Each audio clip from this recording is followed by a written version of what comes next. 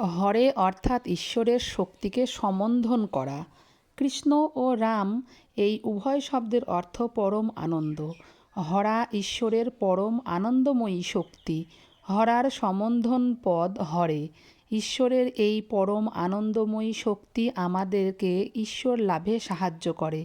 মায়া হইল ঈশ্বরের অসংখ্য শক্তির মধ্যে একটি, আর আমরাও একটি ভগবানেরই শক্তির অংশ।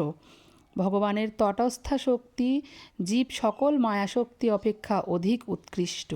এই উৎকৃষ্ট শক্তি জীব যখন নিকৃষ্ট শক্তি মায়ার সংস্পর্শে আসে তখন এক অপ্রীতিকর অবস্থার সৃষ্টি হয়, কিন্তু উৎকৃষ্ট তটস্থা শক্তি যখন হরা নামের পরম আনন্দময়ী শক্তির সংস্পর্শে আসে তখন উহা আনন্দময় স্বাভাবিক অবস্থায় প্রতিষ্ঠিত হয়।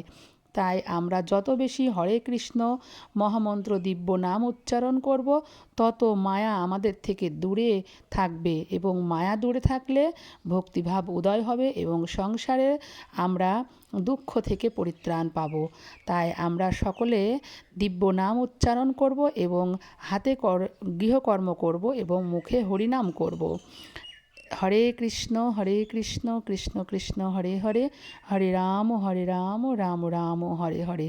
যত বেশি হরিনাম আমাদের জিহ্বায় নাচবে তত বেশি মায়া আমাদের থেকে দূরে থাকবে। রাধে রাধে।